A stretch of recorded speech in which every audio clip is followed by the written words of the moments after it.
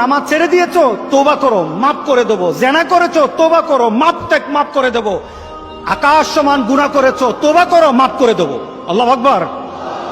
শুধু তাই নয়, আল্লাহ বলেন, বান্দা যখনই তওবা করবি তোরে আমি পছন্দ করি।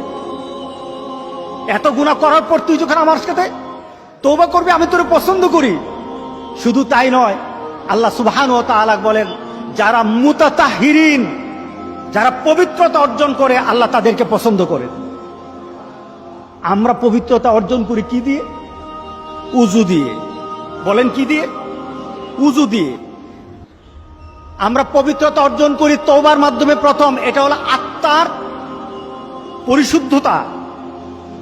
আপনার দেহকে পরিশুদ্ধ করতে হবে, আত্মাকে পরিশুদ্ধ করতে হবে।